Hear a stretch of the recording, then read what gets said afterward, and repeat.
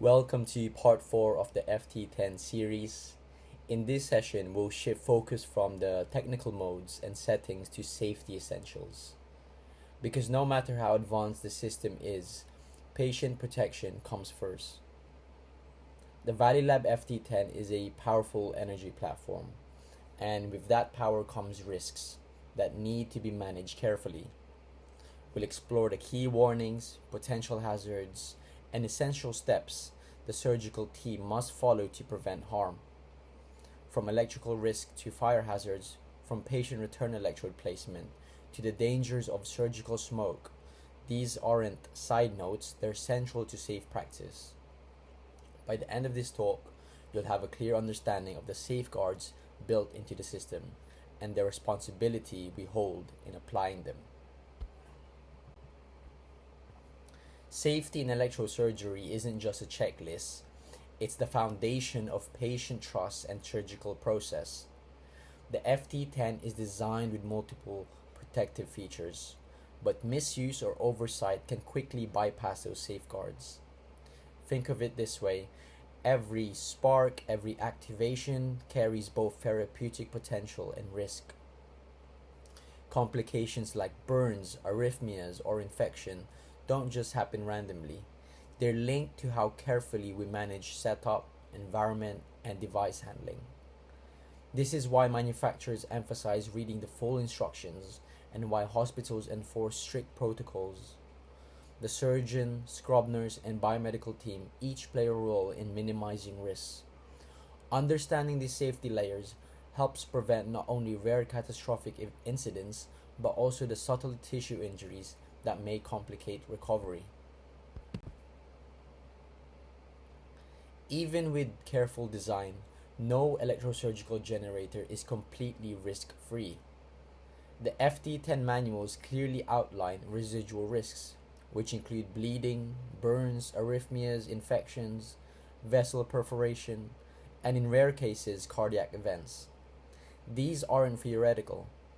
They've been documented across millions of procedures worldwide.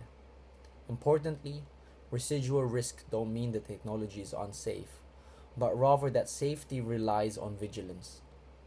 Biomedical teams should ensure equipment is calibrated and leakage currents tested regularly, while clinicians must stay alert to patient factors such as implanted devices or comorbidities that may increase sensitivity to RF energy. Knowing the list of possible complications helps teams anticipate, monitor, and intervene early, turning unknowns into managed risks. Think of residual risk as a reminder: every tool has limits, even the most advanced ones. One of the biggest dangers with electrosurgery is fire or explosion. The FT10 service manual highlights this repeatedly. Never use electrosurgery near flammable anesthetics or volatile solutions like alcohol-based skin preps. Oxygen-rich environments pose another hidden hazard.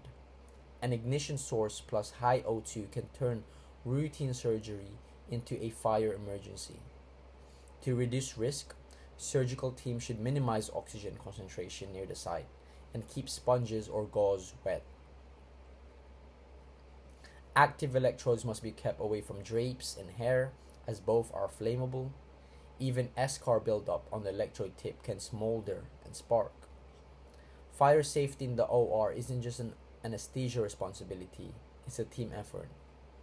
The FT10 provides warnings, but safe habits and awareness are what prevents disasters. Electric shock is a real concern whenever RF energy is in play. The FT10 must be connected to a properly grounded outlet, with no adapters or unsafe extension cords. Leads and cords should be inspected for cracks or wear before every case. Improper insulation or a misplaced cable can result in leakage currents or patient burns. The system has safeguards, but placement matters. Avoid routing electrode leads across the patient's chest or near monitoring cables to reduce capacitive coupling. Staff should also remember the basics, like using isolated tools and following the one-hand rule during servicing. Ultimately, electrical safety is about respecting the invisible risks. When power is delivered through the human body, every connection must be deliberate and verified. The patient return electrode is one of the simplest yet most critical safety features in electrosurgery. The FT10 integrates REM, return electrode monitoring, to ensure good contact and protect against burns. Poor placement, dry skin, or hair at the contact site can all increase risks. The system alarms when impedance is out of range, but clinicians should always confirm full adhesion before activation. Placement should avoid bony prominences or scar tissue and should minimize the current path through sensitive organs. In some complex procedures, more than one return electrode may be necessary. Biomedical staff should verify cables and pads before cases. When used correctly, the return electrode closes the circuit safely, but when neglected, it becomes one of the most common causes of preventable injury. Active instruments are where energy meets tissue, and therefore where most hazards occur. Risks include unintended burns from capacitive coupling, residual heat after deactivation, or steam generation in confined spaces. The FT10 manual stresses using the lowest effective power setting and limiting activation time, especially in pediatrics or when operating on small structures. SCAR buildup is another danger. It can cause the electrode to spark or lose efficiency, raising the chance of fire.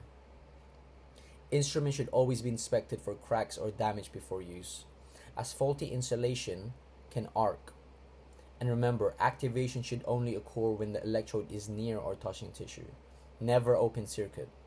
Respecting these rules ensures instruments remain precise tools rather than unpredictable hazards. Patients with implanted electronic devices, pacemakers, ICDs, neurostimulators, VADs, and more, pose a unique challenging. RF energy can interfere with these systems, leading to dangerous malfunctions. The FT10 warnings emphasize coordination with cardiology teams. ICD detection should be disabled during ablation, external pacing and defibrillation kept ready, and leads avoided when applying energy. Even after the procedure, implanted devices should be tested to confirm normal function. Biomedical engineers must ensure correct setup, while surgeons minimize current paths through device locations. The risks aren't just theoretical. There have been cases of pacemakers shutting down or ICDs firing inappropriate during electrosurgery. Awareness and preparation transform these cases from high risk to manageable, protecting vulnerable patients who depend on the device. Another underappreciated risk is surgical smoke. Studies and the FT10 service manual note that electrosurgical smoke can contain toxic chemicals, viral particles, and carcinogens. Prolonged exposure is harmful not just for patients, but for the surgical team breathing in. That's why smoke evacuation is strongly recommended, along with adequate room ventilation. Using a smoke evacuator in conjunction with the FT10 ensures activation tones remain audible while keeping the air safer. Teams should treat surgical smoke like any other hazardous exposure.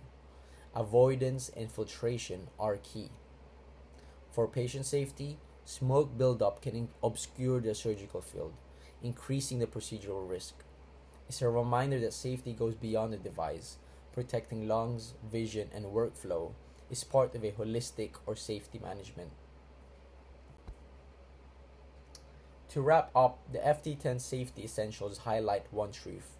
Technology cannot replace vigilance.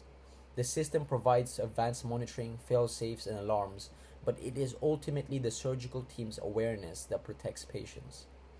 Fire hazards, electrical risks, electrode placement, implanted devices, and surgical smoke, these are not minor considerations. They're central to safe electrosurgery. Think of them as the guardrails that let the technology be effective without harm.